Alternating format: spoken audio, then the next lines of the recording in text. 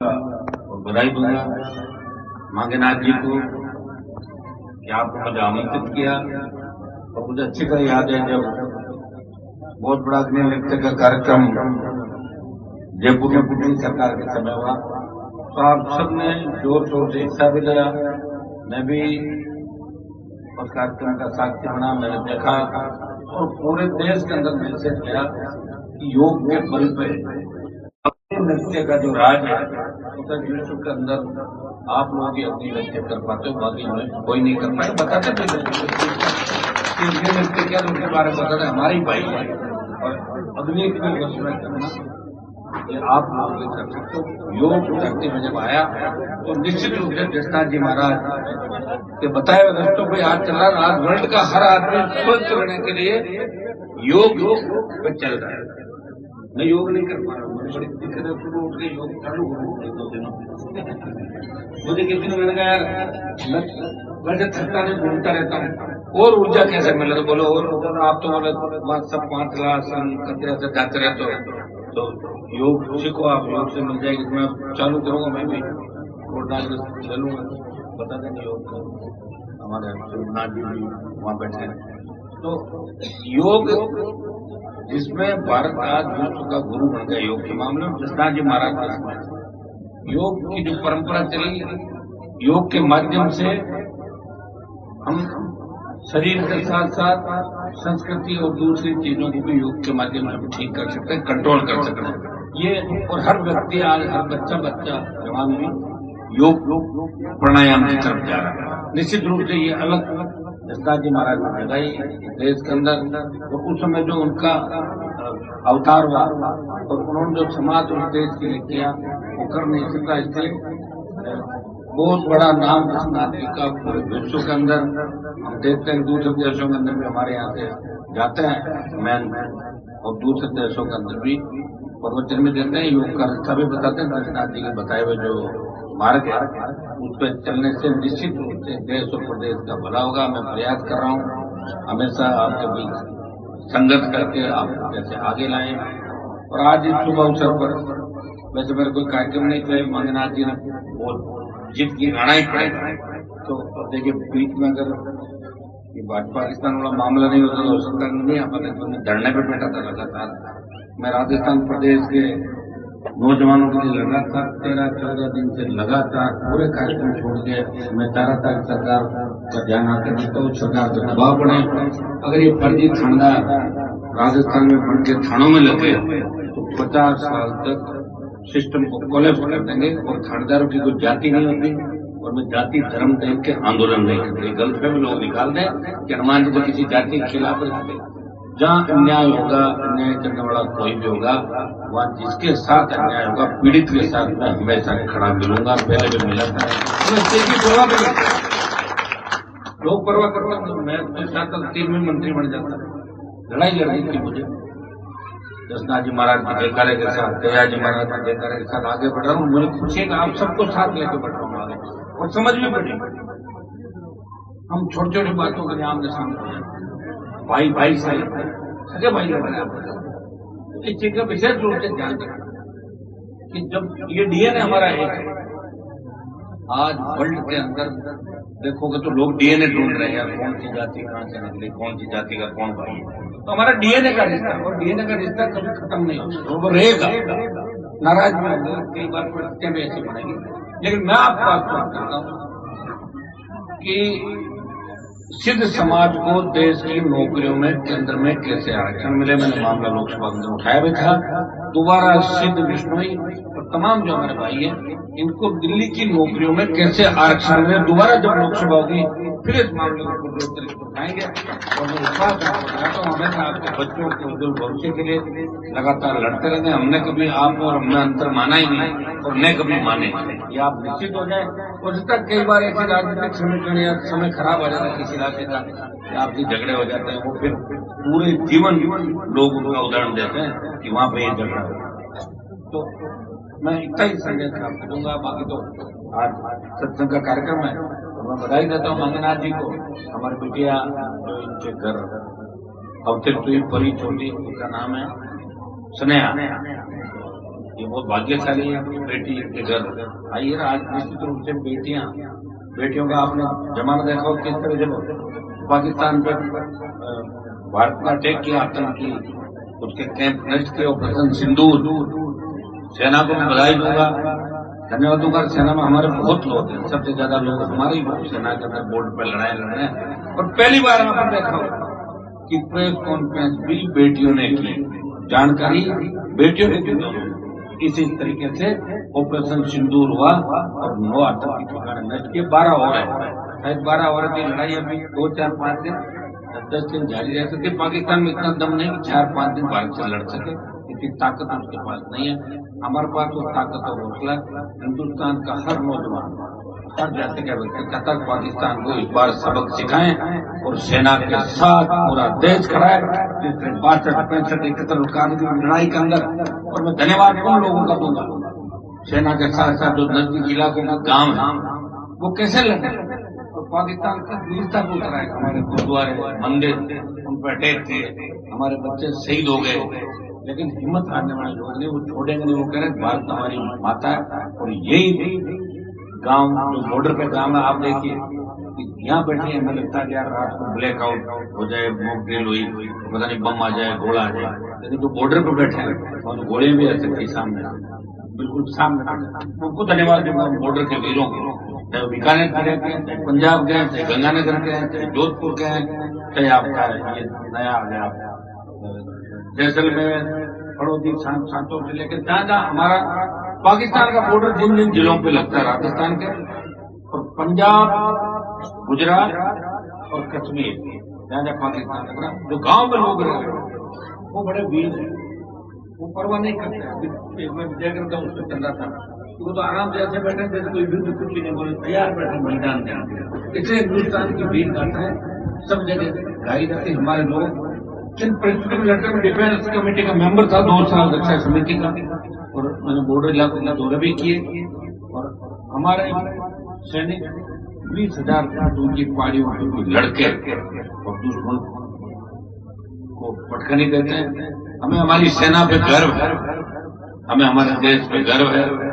राजनीति अपने जगह होगी, लेकिन हम सब इस संकट के समय के अंदर हिंदुस्तान का प्रत्येक नागरिक, प्रत्येक नेता अपनी राजनीति को घर छोड़ के इस देश की जीत के और सेना के सम्मान के साथ तो हर पल टीवी पे ही खबर देख रहे हैं, बच्चे देख रहे हैं कि पाकिस्तान के कितने लोगों को गिराए। लेकिन हिंदुस्तान एक बात ये भी कह कि पाकिस्तान का आम नागरिक नहीं मारे। कितनी बड़ी सोच है हिंदुस्तान की, आम नागरिक नहीं मरे तो पाकिस्तान आतंकी कैंप ध्वस्त करे, सरेंडर करे। और दिमाग ठीक हो कि वर्ल्ड पर तो पाकिस्तान ने आतंकवाद को फैलाया, जिससे पूरा वर्ल्ड दुखी, हर देश दुखी है। और अब वो समय आ गया कि पाकिस्तान को सबक सिखाना है। तो पाकिस्तान को सबक सिखाने के लिए इंडियन आर्मी, नेवी और हमारी एयरफोर्स तीनों तैयार है। जब आप लोग सुरक्षित होकर नींद लेते हो तब वो आपको बचाने के लिए लड़ाई लड़ते। आप आराम से सो, हम लड़ रहे हैं आपके लिए। और ज्यादातर हमले रात को ही उरी के बाद, पुलवामा के बाद, जिस Balakot surgical strike, air strike और ये सिंदूर हुआ, इसके लिए सेना को उन्होंने बधाई। इस देश, हमारा हिंदुस्तान और आगे बढ़े, कैसे मजबूत हो। हम अंदर तो लड़ ही रहे, लेकिन बाहर भी जिस तरह चीन, पाकिस्तान जैसे दुश्मन है, उनसे भी हमें मजबूती के साथ लड़ना है। और जब लड़ाई का बिगुल बजता है तो सारे लोग एक हो जाते हैं, उसमें राजनीति नहीं देखी जाती है। और अभी भारत का प्रत्येक नागरिक और प्रत्येक राजनीतिक दल प्रधानमंत्री के साथ है, सेना के साथ है। और ये पॉलिटिकल माइलेज की बात नहीं, अभी हमें भारत को आने वाले भविष्य को कैसे हम बचाएं। जिस तरह कश्मीर में निर्दोष मरे, दूसरी जगहों पर हमारे सैनिक आए दिन शहादत दे रहे हैं। और लगातार लोग 3 टर्म हो गए मोदी को प्रधानमंत्री बना रहे हैं। तो प्रधानमंत्री का भी दायित्व है इस बार आर पार की लड़ाई लड़े। हम तो ये कहेंगे कि पाक अधिकृत कश्मीर पे कब्जा करे, जो होना हो जाएगा। जैसे एक बार बनाई, आज नहीं तो कल होना। एक बार थोड़ा मामला जचा के सारी जगह वर्ल्ड के अंदर कुछ लोगों को अपनी तरफ लाके, और पीओ के जो अपना है उस समय जब सीज फायर हो गया था तो कुछ हिस्सा पाकिस्तान की तरफ रह गया था, उसको इधर ले आए तो हमेशा के लिए झगड़ा समाप्त हो जाएगा। नहीं आने वाले समय में झगड़ा रहेगा तो पीओके पे कब्जा दिल्ली की सरकार करे, ये सब नौजवान मांग करा। मैंने पहले दिन ये मांग करी थी और कल मैंने हमारा जो आंदोलन चल रहा उसको समाप्त किया कि हमें अभी देश के लिए लड़ना, वहां टाइम नहीं खराब करना। हमारी पुलिस पैरामिलिट्री भी फ्री रहनी चाहिए कि कब काम से कब रहे, धरना करके बैठे अच्छा नहीं लगता। तो ये जो लड़ाई हम लड़ रहे राजस्थान को बचाने के लिए लड़ रहे हैं, आप देख रहे हैं। और क्यों लड़ रहे हैं कि कोई लड़ने वाला बच्चा नहीं राजनीति कर रहे हैं, इसलिए लड़ रहे हैं। अगर हर जिले में एक लड़का मिल जाए तो सारी स्थितियां ठीक कर सकते हैं। हर चीज होती है, सब आदमी बैठा गांव के अंदर एक ही बात करता है कि यार ये गलत हुआ, तो ठीक कौन करेगा?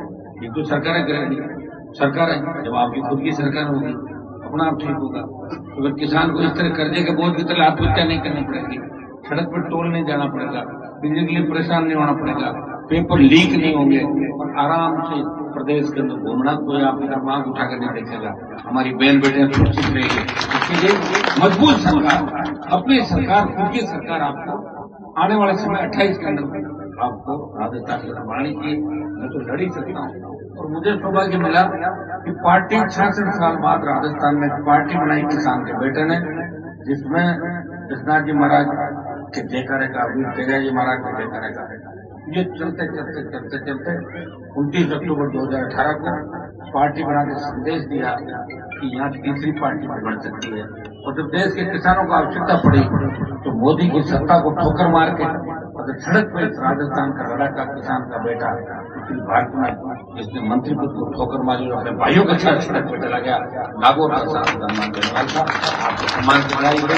और ये अग्निवीर सेना के सम्मान के तरफ प्रधानमंत्री जी निवेदन भी करूंगा इस समय कि अग्निवीर को आने वाले समय में हमें समाप्त करके पूर्व की भांति सेना भर्ती रैलियां करनी चाहिए, ताकि हमारे बच्चे आर्मी के अंदर जाने के लिए उसी जोश और जुनून के साथ आर्मी में भर्ती हो।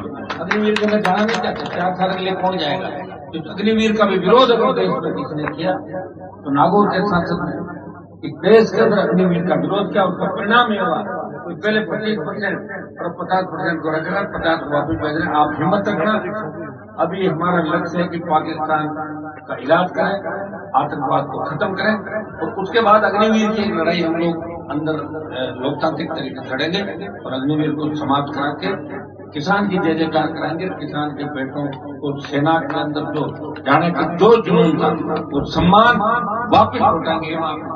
डूंगरगढ़ के इलाके का मूंगफली का खूब बड़ा उत्पादन क्षेत्र है, 2,000 फीट 1518 फीट बता रहा आप धरती का सीना चीर के पानी निकाल कर मूंगफली की पैदावार करते हो। लेकिन विकास यहाँ पे कम हुआ। मैं आपको विश्वास दिलाता हूँ विकास की जो अलग जगह है वो 1, 2, 4, 5 जगह नहीं, सब जगह विकास होगा आने वाले समय के अंदर। यहाँ भी आपके दिल्ली के जो भी काम हम करवा सकते हैं, प्रधानमंत्री जी को कई बार याद भी दिलाते करते थे, थोड़ा काम काज ठीक करवाए। डूंगरगढ़ का हमारा व्यवसाय फाटकवाड़ा पुल भी नहीं बना नहीं इधर जाते सोचे तो फिर कितने साल 40 साल पहले बढ़ने चाहिए, लेकिन हम पीछे चल रहे हैं। और पीछे चलने का कारण हमारे वो तमाम नेता हैं जिन्होंने तो पढ़ाई की बात करी, ने रोजगार की बात करी, ने आपको लड़ना सिखाया, सिर्फ डराया पुलिस आ जाएगी भाग जाओ, पढ़ो मत, बिजली आएगी तो करंट आएगा, नाथुराम जी को भाषण देते, बिजली आएगी तो करंट आएगा, रेल आएगी तो चोर आएगा, मतलब इस तरह भाषण देते कि बोलते हैं। तालाबों का पानी पीते थे, वहीं भैंस पानी पीती थी, वहीं आदमी उसके बाद पानी पीते, और फिर भी उनको वोट दे देते। कितना बड़ा धोखा दिया इस राजस्थान को, आप अंदाज। ये तो मैं आ गया समय पे कि उनके परिवार को तुम्हारे नए 1015 तो राजस्थान में नए बच्चे नेता तैयार हो गए अलग अलग पार्टियों में, 1015 तो तैयार किए नए लोग। कहते हनुमान जी ने क्या कर दिया ना, 2-3 हजार फौजी नेताओं को घर बिठा दिए, 3,000 और हो जाते, कितने बच्चे बताओ, जीने नहीं देते आपको। कम से कम मैं आप सबको आगे लेके सम्मान के साथ आगे बढ़ रहा हूँ।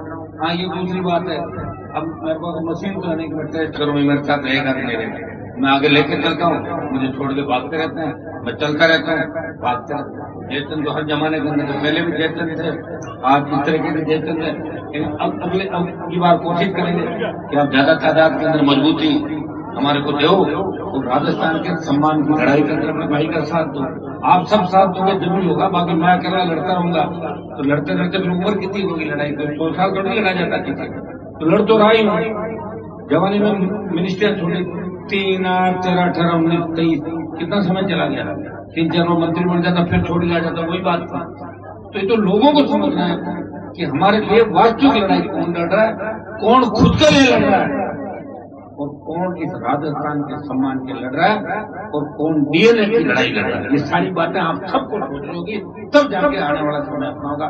मैं मांगनाथ जी को बधाई दूंगा, बहुत ही अच्छे कार्यक्रम को बेटी के जो हमारे 10 टन का कार्यक्रम है, जितना जी महाराज जागरण कार्यक्रम के अंदर आप लोगों आमंत्रित किया, सारे संतों के दर्शन हुए, सारे बहन जी मुझे मिले और लील सर में कई बार मोहनाथ जी वहाँ 4-5 बार गया, सभाएं भी करी अंदर और अच्छा लगता है जब मैं आपके बीच आता हूँ तो मुझे ऐसा ही फील होता है कि मैं अपने ही परिवार के बीच हूँ, अपने लोगों के बीच हमेशा आपके लिए तैयार खड़ा मिलूंगा। आप निश्चित रहें, बच्चों को पढ़ाएं लिखाएं, खूब आने वाला समय आपका इतना विश्वास। बहुत बहुत आपको धन्यवाद।